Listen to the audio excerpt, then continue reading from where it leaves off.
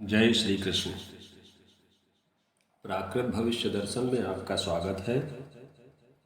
आज हम बात करते हैं अष्टकूट मिलान की। क्या होता है वर और कन्या का अष्टकूट मिलान और विवाह के लिए क्यों है जरूरी। हमारे हिंदू धर्म में जब किसी के विवाह प्रस्ताव की बात आती है तो सबसे पहले दोनों की जन्म कुंडली का मिलान किया जाता है। इनमें मुख्यतः 8 विषयों का समावेश किया गया है। इससे इसे अष्टकूट मिलान या मेलापक कहा जाता है, ताकि वर वधू का आने वाला जीवन सुखपूर्वक व्यतीत हो सके। आइए जानते हैं कि वो 8 विषय कौन से हैं। सर्वप्रथम वर्ण। इसमें राशि के अनुसार वर्ण का मिलान किया जाता है। वर और कन्या के वर्ण से उच्च स्तरीय या फिर समान वर्ण होने पर एक गुण मिलता है। यह व्यक्ति की मानसिक अभिरुचियों से संबंधित होता है। दूसरा है वश्य। इसे वर और वधू की राशियों के आधार पर आकलन किया जाता है। यह वर और वधू के भावनात्मक संबंध को दर्शाता है। तीसरा है तारा। इसमें वर और वधू को जन्म नक्षत्रों की गणना करके मिलान किया जाता है। इसका संबंध भाग्योदय से होता है।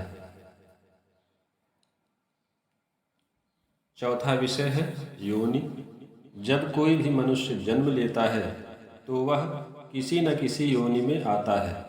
इन योनियों को अश्व, श्वान, गज आदि जीवों से जोड़ा जाता है। इनकी गणना जन्म नक्षत्र के आधार पर की जाती है।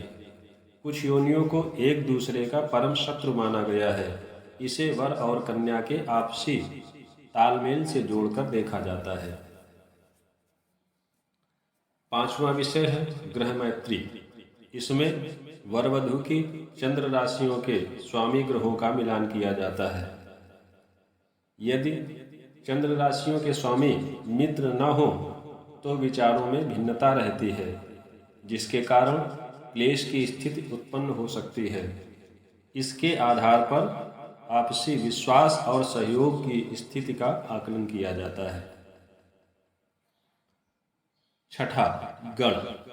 जन्म नक्षत्र के आधार पर 3 तरह के गण बताए गए हैं, जिसमें देवगण, मनुष्यगण और राक्षस गण बताए जाते हैं। यदि वर और कन्या का गण एक ही है तो इसे बहुत ही शुभ माना जाता है। देवगण और मनुष्यगण को समान माना जाता है। यदि दोनों में से किसी का देवगण और किसी का राक्षस गण हो तो इसे शुभ नहीं माना जाता है। इसके आधार पर आने वाले जीवन में कुटुंब के साथ संबंध और सामंजस्य का आकलन किया जाता है। 7वां विषय है भकूट।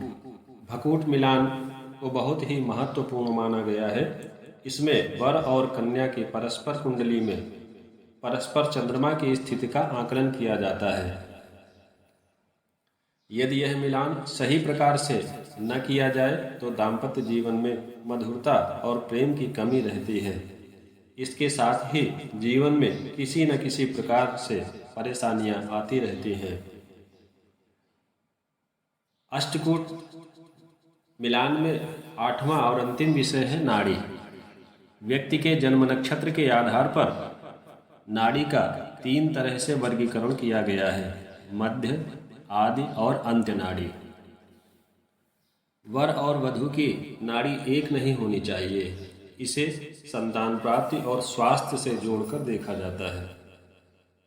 इन 8 बातों के आधार पर भली भांति विचार करके वर और वधू के आने वाले जीवन के बारे में आकलन किया जाता है। इन सभी के अंकों का कुल योग 36 होता है। यदि इसमें से 18 या फिर उससे ज़्यादा गुण मिलते हैं तभी विवाह शुभ माना जाता है। इसके अलावा भी अन्य बातें जैसे मंगल दोष, वर वधू के पारस्परिक ग्रहों की स्थितियाँ, आयुष्य, संतान, कार्यक्षेत्र, भाग्य आदि का विचार कर लेना चाहिए। यह विषय आपको कैसा लगा हमें जरूर बताएं। प्राकृत भविष्य दर्शन में पुनः आपका स्वागत है। जय श्री कृष्ण।